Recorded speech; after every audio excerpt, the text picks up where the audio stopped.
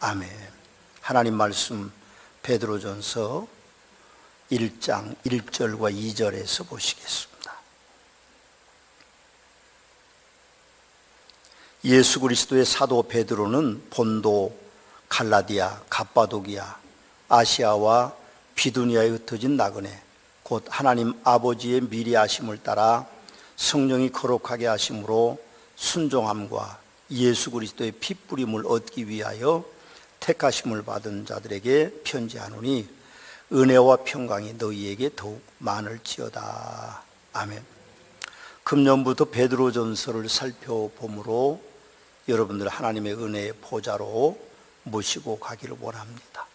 설교자인 저는 15주간 동안 15편의 설교를 베드로전서를 통해서 선포할 것입니다. 베드로전서는 베드로라는 사람이 지었는데, 베드로는 예수님의 12제자 가운데 가장 뛰어난 제자, 수제자라고 불리는 사람입니다. 원래 그 베드로의 이름은 시몬이라는 이름이었는데 예수님께서 반석이라고 하는 페트라라고 하는 이름으로 지어주셔서 이제 베드로라고 불리워지게 됐습니다. 베드로 사도는 단순하기도 하고 우직하고 다혈질적인 성격과 성품의 소유자였습니다. 그래서 주님 앞에 칭찬도 많이 받고, 그래서 주님 앞에 책망도 많이 얻었던 그런 제자 가운데 한 사람입니다. 성령 충만한 은혜를 받은 이후에 베드로는 확고한 신뢰를 가진 사람이었습니다.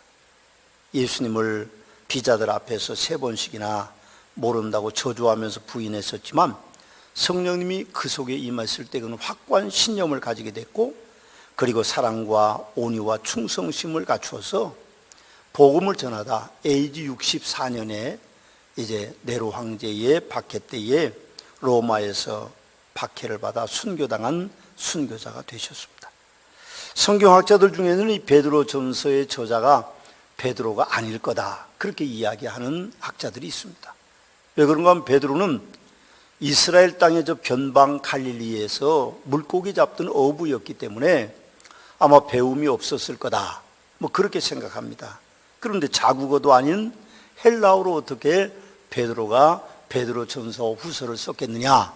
그래서 아마도 다른 사람이 지은 성경일 것이다, 그렇게 주장하기도 합니다. 그렇지만 다른 학자들 가운데는 베드로 전후서가 다른 성경에 비해서 헬라어의 구사 능력이 좀 많이 떨어진답니다.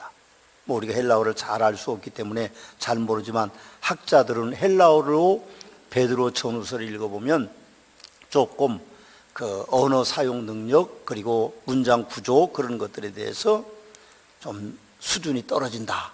그래서 아마 베드로가 지었을 거다, 그렇게 이야기합니다. 여러분, 단순하고 우직하고 다혈질이라고 해서 무지한 사람이라고 폄할 수는 없는 것입니다. 저는 우리 속담에 선비가 3일을 안 보면 다시 봐야 된다 하는 말이 있듯이 아마 베드로 사도는 이방인에게 세계에 가서 복음을 증거하다가 원래 헬라어를 좀 했는지 안 했는지는 알 수 없지만 유대인들은요 2가지 교육을 꼭 시킵니다. 하나는 신앙교육이고 하나는 직업교육입니다. 그래서 바울 사도도 로마의 시민권을 가지고 있으면서도 유대인이었기 때문에 장막 깁는 일을 배웠어요.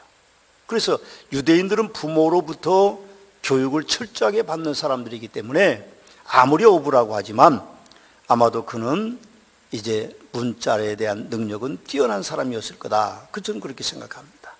그래서 그가 이방인 전도를 하면서 헬라어를 더 익혔을 것이고, 그래서 마지막에 그는 순교 직전에 베드로전서와 후서를 이제 저작해서 사람 편에 그렇게 사람들에게 보낸 것이 아닐까, 그런 생각을 합니다. 이 베드로전서는 AD 64년에서 65년경에 쓰여진 성경이라고 합니다.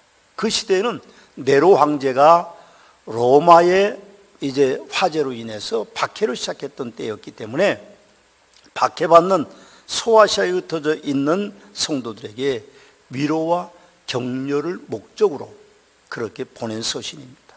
근데 그 내용에 보면 시련과 고통이 그들에게 임해도 인내하도록 격려하고, 그리고 그들의 그 고난의 견딤이 결국 영적인 영광을 가져다주는 축복의 기회라고 강조하고 있는 것을 우리는 봅니다.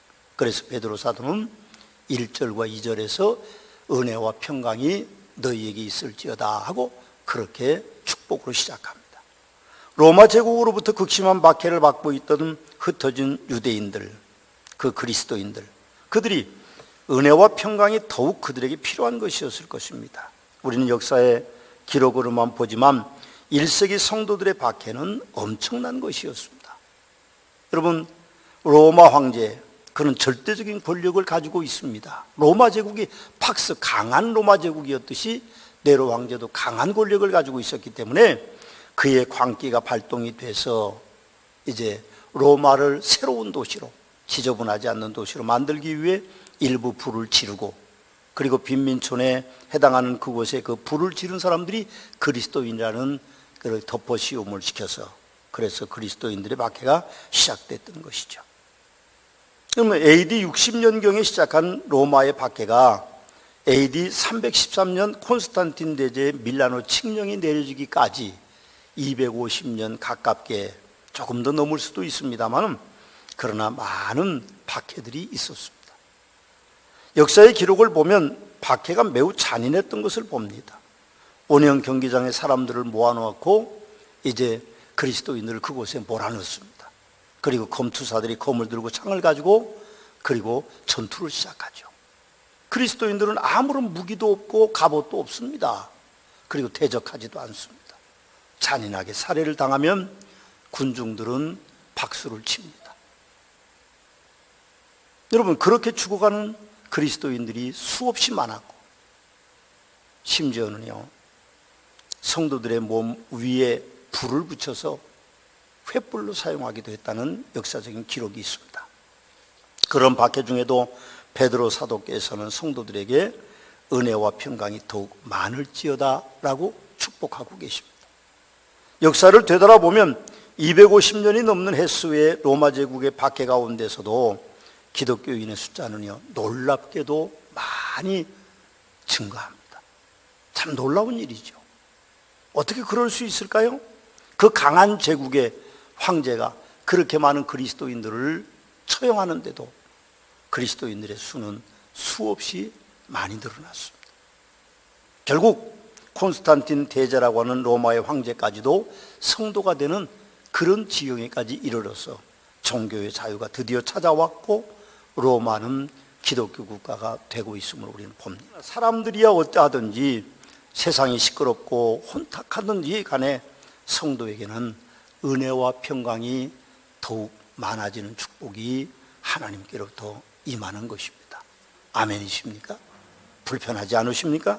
그렇지 않습니다. 여러분, 우리는 이 세상 사람으로 사는 것이 아니라 천국 백성으로 살기 때문에 이 땅이 아무리 어렵고 힘들고 아무리 시끄럽고 혼란해도 혼탁해도 우리 안에는 은혜와 평강이 하나님의 선물로 주어졌고 그것이 끊임없이 솟아오르는 것입니다. 참 신기하죠? 생명을 담보로 박해당하는 성도들에게 은혜와 평강이 어떻게 찾아왔을까요? 저는 설교를 준비하면서 그 생각에 몰두했습니다. 어떻게 그렇게 어렵고 힘든 성도들의 삶 속에 하나님의 은혜와 평강이 있을까? 일반 서신 7권이라고 그랬습니다. 첫 부분의 본문이요, 다 평강을, 은혜를 말하고 있습니다. 놀랍습니다. 야고보서에 보면 내 형제들아 너희가 여러 가지 시험을 당하거든 온전히 기쁘게 여기라, 그렇게 말합니다. 시험을 당하면 기쁘게 여기라고 말하고, 베드로전서에는 은혜와 평강이 너희에게 더욱 많을지어다라고 말하고, 베드로후서에서는 하나님과 우리 주 예수를 알므로 은혜와 평강이 너희에게 더욱 많을지어다라고 말하고, 요한일서에는 우리 기쁨이 충만하게 하려 함이라고 말하고, 요한이서에는 은혜와 긍휼과 평강이 하나님 아버지와 우리 아버지 아들 예수 그리스도께로부터 진리와 사랑 가운데 너희와 함께 있을 것이라고 선포하고 있고, 요한 3서에서는 평강이 내게 있을지어다라고 말하며, 유다서에서는 긍휼과 평강과 사랑이 너희에게 더욱 많을지어다, 그렇게 말합니다. 이 일반 서신은 박해가 시작된 다음에 기록된 서신들입니다. 그런데도 그렇게 강한 로마 제국의 박해가 있는데 생명을 내놓아야 되는데도 그리스도인들에게는 은혜와 평강이 있다고 기록되어 있습니다. 세상의 근심과 세상의 걱정과 세상의 여러 가지 어려운 환경들이 우리에게 다가오지만 평강은 하나님이 주시는 은혜인 것입니다. 여러분, 어떤 상황에도 여러분들이 그 은혜를 잃지 않는 복된 성도들이 되시기를 주님의 이름으로 축원합니다. 그렇습니다. 성도는 가난 가운데서도 평강을 누리는 아주 특이한 사람들입니다. 여러분, 성도들은 우리는 어떤 환경 가운데서도 평강을 누려야 합니다. 하박국 선지자는 3장 17절 18절에 그렇게 말합니다. 비록 무화과나무가 무성하지 못하며 포도나무의 열매가 없으며 감람나무에 소출이 없으며 밭에 먹을 것이 없으며 우리의 양이 없으며 외양간에 소가 없을지라도 나는 여호와로 말미암아 즐거워하며 나의 구원의 하나님으로 말미암아 기뻐하리로다라고 세상에서 얻을 수 없는 평강을 노래하고 있습니다. 그럼 우리가 잘 삽니다. 그러나 못 살 수도 있어요.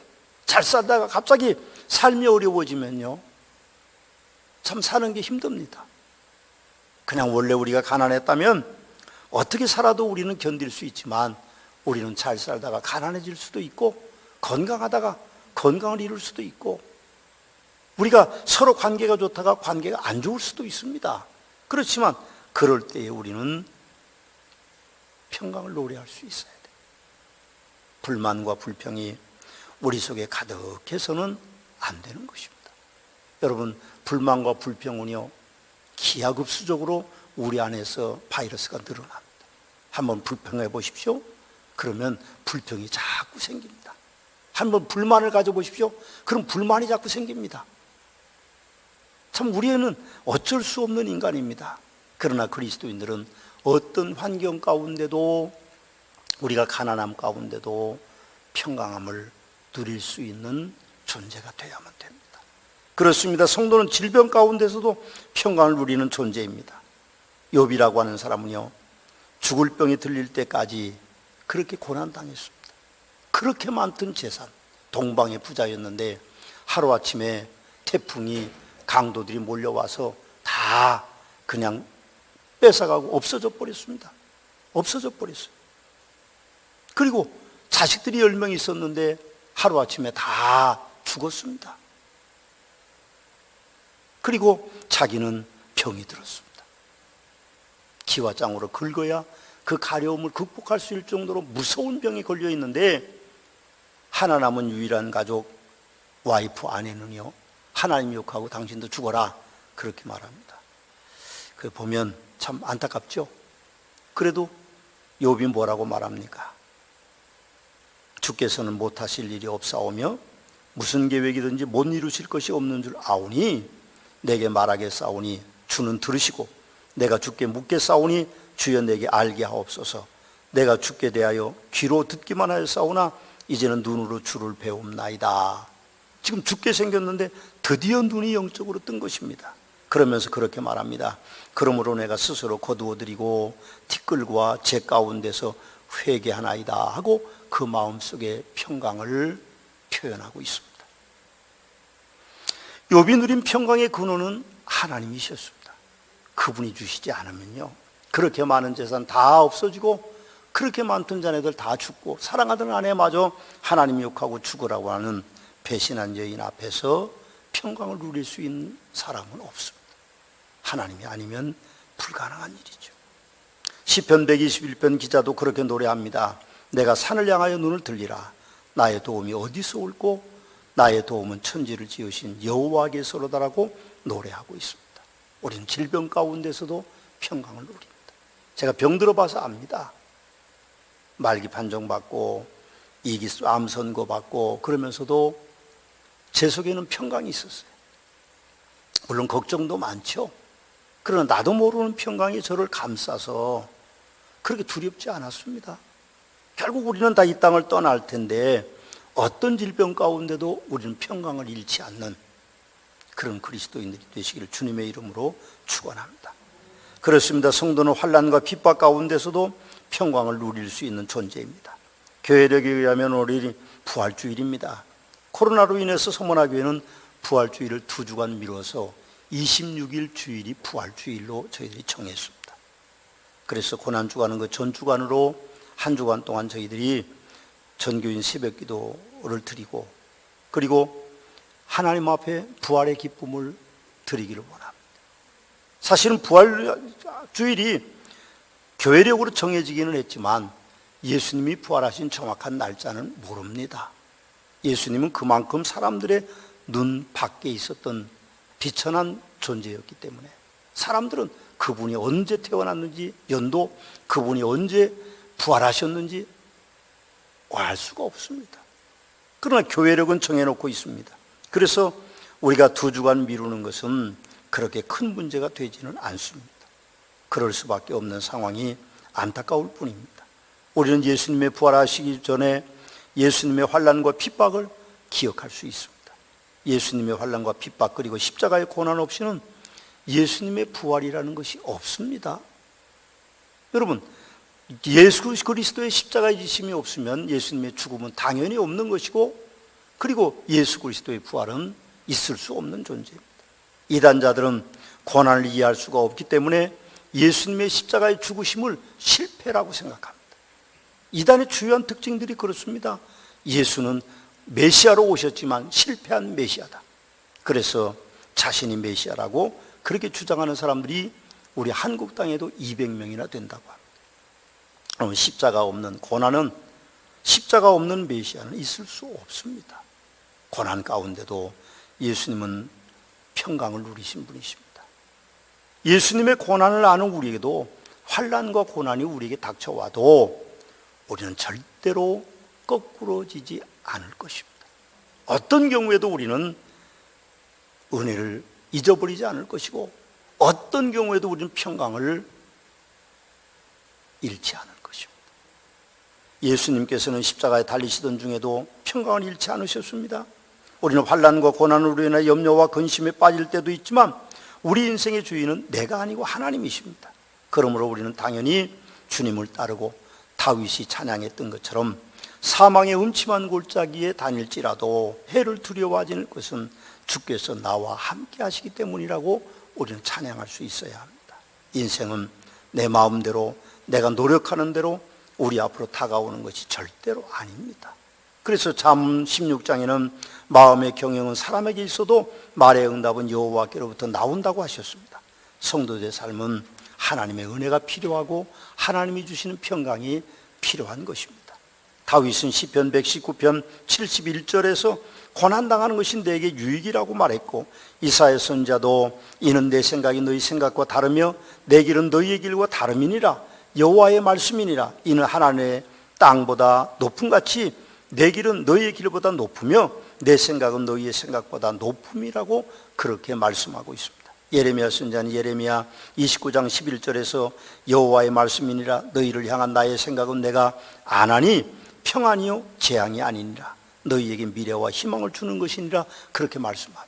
지금 포로로 고난당하고 잡혀가서 고난당하고 있지만 하나님의 생각은요, 고난이 아니고 평안이고 그리고 재앙이 아니고 희망이라고 말씀하고 계신 것입니다. 야곱의 11번째 아들 요셉은 17세의 형들의 미움과 시기를 사서 애굽의 종으로 은 20에 팔려갑니다. 그리고 13년 동안 10년은 종으로 3년은 옥살이를 합니다. 근데 참 놀라운 것은요, 창세기 39장에 가서 보면 욥의 환난과 고난 가운데 평강을 이렇게 기록하고 있습니다. 그의 주인이 여호와께서 그와 함께 하심을 보며 또 여호와께서 그의 범사에 형통하게 하심을 보았더라. 그가 종이었는데 주인이 볼 때 요셉 때문에 자기 집안이 좋아지는 걸 보는 겁니다. 하나님이 도와주신 걸 느끼는 겁니다. 옥에 들어가 있을 때는 이렇게 이야기합니다. 간수장은 그의 손에 맡긴 것을 무엇이든지 살펴보지 아니하였으니 이는 여호와께서 요셉과 함께 하심이라. 여호와께서 그를 범사에 형통하게 하셨더라 하고 그렇게 기록하고 있습니다. 우리가 어떤 환난과 어떤 고난이 있더라도 하나님은 우리 편이십니다. 하나님은 내 편이십니다. 하나님은 여러분들의 편이십니다. 그분이 여러분들에게 은혜와 평강을 주시는 하나님이 되실 것입니다. 그렇습니다. 성도는 죽음 앞에서도 평강을 누리는 특이한 존재들입니다. 요한계시록 2장에 기록된 서머나게 초대 목사인 폴리감 목사는 86세에 이제 화형을 당했습니다. 86세 나무 더미를 쌓아놓은 후에 십자가 형태를 만들어 놓고 폴리갑을 달았습니다. 그런데 그 사형 집행관인 그 사람이 볼 때에 노인 아닙니까? 86세나 되신 분이 그렇게 형장에 이슬로 가는 것이 너무 안타까우니까 부탁을 했습니다. 여기서 예수님을 모른다고만 말하십시오. 그러면 내가 당신을 풀어주겠습니다. 그렇게 말했을 때에 그 폴리감 목사는 그렇게 대답했다고 합니다. 예수님은 86년 동안 한 번도 나를 모른다고 안 했는데 내가 어떻게 모른다고 하겠느냐. 어서 불을 붙여라. 그렇게 말씀하셨다고 합니다. 예수님께서도 요한복음 14장 1절과 27절에서 우리에게 그렇게 말합니다. 너희는 마음에 근심하지 말라. 하나님을 믿으니 또 나를 믿으라. 평안을 너희에게 주노니 나의 평안을 너희에게 주노라. 내가 너희에게 주는 것은 세상이 주는 것과 같지 아니하니라. 너희는 마음에 근심하지도 말고 두려워하지도 말라. 그렇게 말씀하고 계십니다. 우리가 사회의 정부에 의해서 사회적 거리두기를 하고 있습니다. 그래서 교회도 7주일 동안이나 예배를 자유롭게 드리지 못합니다. 물론 강행하는 교회도 있고 SNS로만 드리는 교회도 있고 병행하는 교회들도 있지만, 그러나 우리가 이렇게 불편하게 영상으로 예배드리고 작은 숫자가 모여서 예배드리는 것은 권력이 두려워서가 아닙니다. 정부가 두렵기 때문이 절대로 아닙니다. 코로나가 두려워서도 아닙니다. 교회는 이웃을 섬겨야 될 책임이 있기 때문에 어쨌든 이웃을 섬기는 마음으로 우리가 조심하고 있는 것일 뿐입니다. 이런 환난 중에서도 성도의 삶이 은혜와 평강이 더욱 많을지어다 이어야 돼요. 제가 말씀을 드렸죠. 코로나 시작해서 예배를 드리면서 SNS로 드리면서 알곡과 쭉정이가 나누어질 거다. 제가 그런 말씀을 드렸습니다. 빛깔만 그리스도인들, 이름만 그리스도인들은 아마도 이번 기회에 걸러질 것이다. 저는 그렇게 생각합니다. 여러분, 불가능하지 않습니다. 어떤 어려움 가운데도 어떤 죽음조차도 우리를 그리스도와 떼놓을 수 없는 것이기 때문에 우리는 은혜와 평강을 누리는 복된 역사가 있게 될 것입니다. 이 시간에 우리 사랑의 소리와 함께 찬양해 보기를 원합니다. 여러분들은 마음으로 부르십시오. 영으로 부르십시오. 그런 날이 우리나라에는 오지 않아야 되지만 혹시 우리나라에도 1세기 그리스도인들처럼 자유롭게 예배드리지 못할 날이 올지도 모릅니다. 그때 남몰래 이불 속에서 성경을 보고 소리내어 기도하지 못하고 통곡해야 되고 우리가 마음으로만 영으로만 찬양해야 될 날이 올지도 혹시 모르겠습니다. 그런 날이 안 오기를 바라지만, 그러나 그럴 때라도 우리가 이제 하나님 앞에 찬양하는 훈련 기간이다. 그렇게 생각하시고 여러분들이 소리내지 마시고 찬양하십시오. 마음으로 찬양하십시오.